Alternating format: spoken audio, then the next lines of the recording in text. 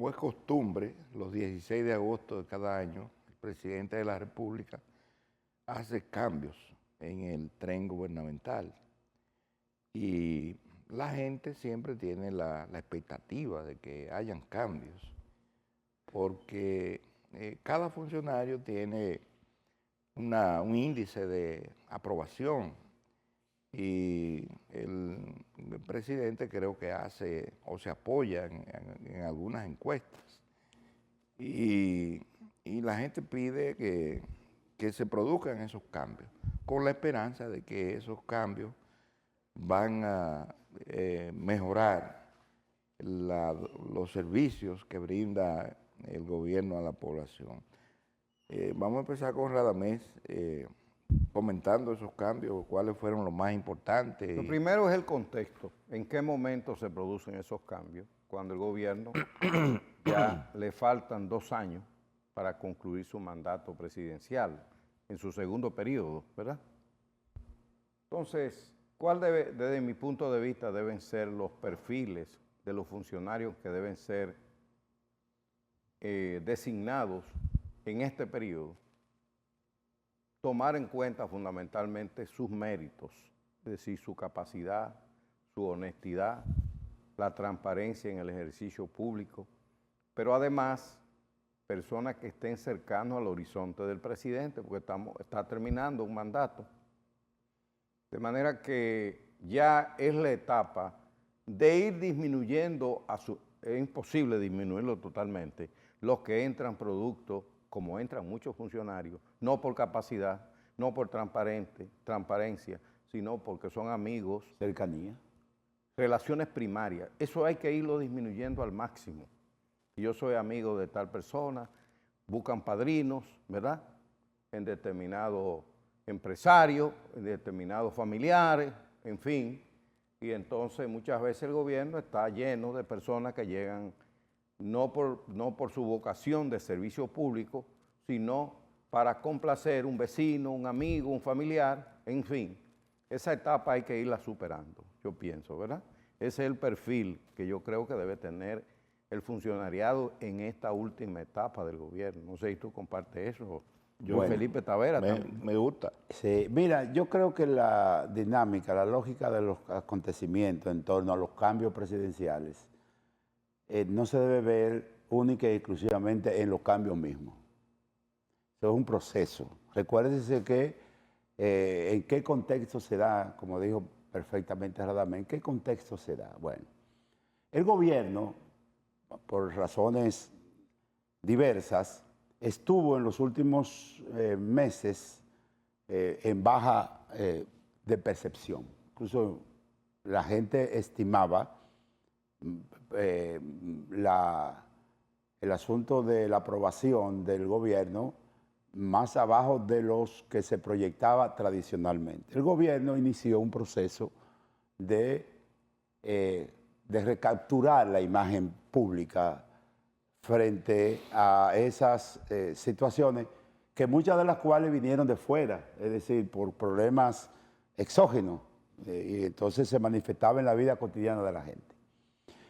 En ese esfuerzo, entonces, el gobierno aprovechó, por ejemplo, el escenario de los Juegos Centroamericanos y del Caribe, donde fue todo un esplendor, un juego bellísimo, se dieron muy buenos. Muy exitoso. Muy exitoso, sobre todo la participación dominicana fue récord. Medallero. Medallista y medallero superior, quedó en 5º lugar, solamente por debajo de las grandes potencias deportivas de América Latina, sí, como Colombia, Venezuela, Cuba, México.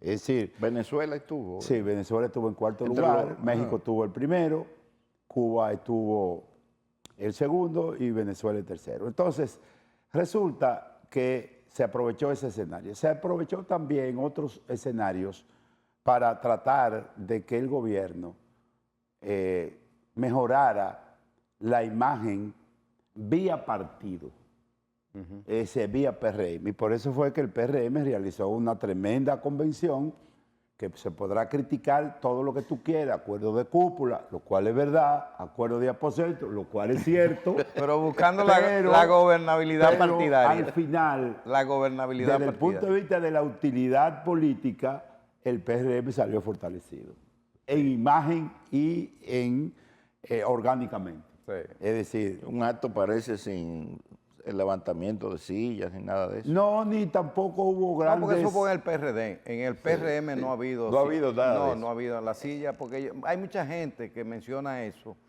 pero eso fue en el PRD. Claro, gran parte de los miembros del PRM vienen Son del PRD. y traen muchos de esos elementos. Heredan de esa- Claro, pues, es un cultura, programa pero cultural. no hemos visto sillazos Entonces, todavía. bueno, esa libre de reyertas, libre de contratiempos importantes, aunque hubo algunos atisbos de insubordinación propio de una La organización. política, la práctica política es una contradicción Sí, permanente, permanente. ¿verdad? Tú eres politólogo y Sí, lo sabes. entonces, bueno, ahí también salió fortalecido de manera indirecta el gobierno, en tanto y cuanto el partido de gobierno sale fortalecido. La ida o la llegada de una comisión a la Junta Central Electoral, es bueno ponerle esto, donde todos los partidos políticos tuvieron por ley que llevarle el padrón hasta ese momento a la Junta Central Electoral. El PRM llevó un padrón de 1,500,000. 1,500,000, lo cual es una retractación pública del anterior, porque llevó 3. No, Y- los partidos llevaban Llevaban padrones abultados.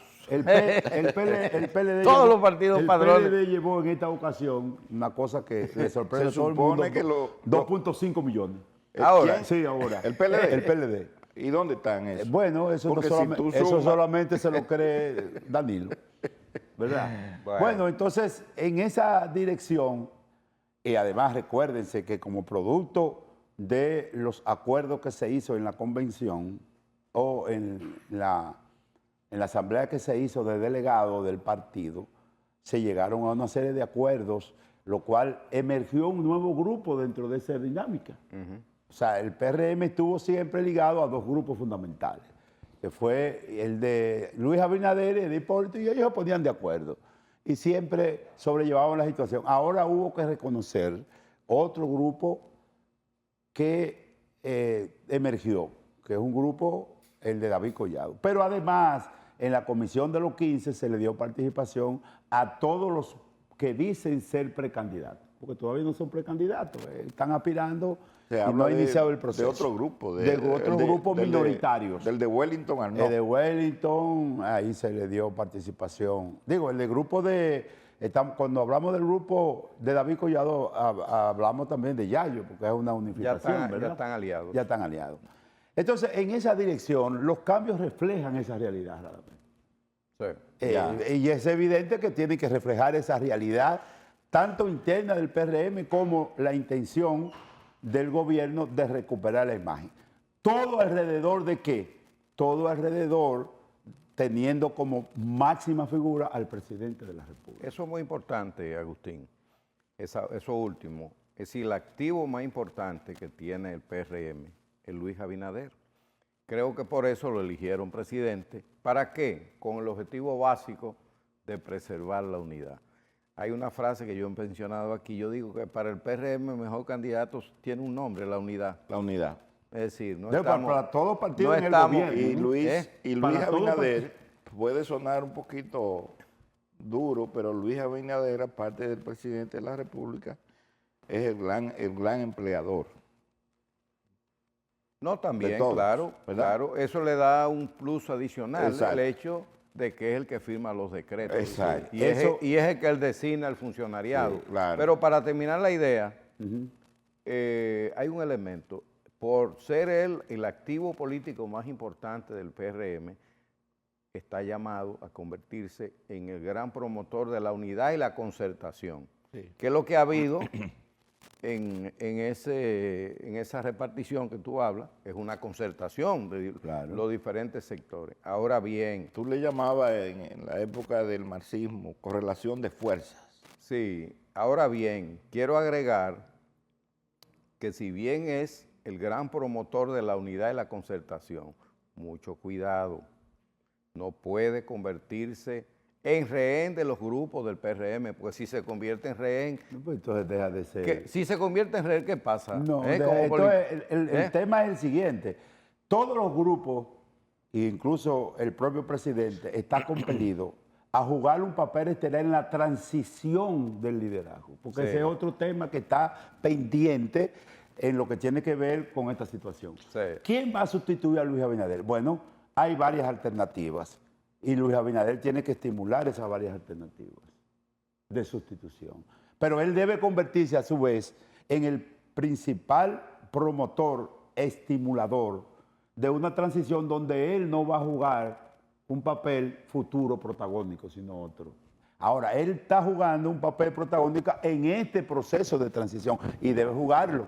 Claro. Si él entonces se coloca, que fue el gran error de Danilo en el 20, se coloca como parte del problema, entonces ahí se va a armar la de no temené, como sucedió en el PLD en el O 19. sea, tiene que ser un árbitro, Tiene que ser un árbitro, pero no rehén. no rehén, no, No porque rehén. se convierte en rehén de lo propio. Ser árbitro implica ser independiente y autonómico de todos esos grupos que pululan en el Bien, PRD. Exactamente. Hay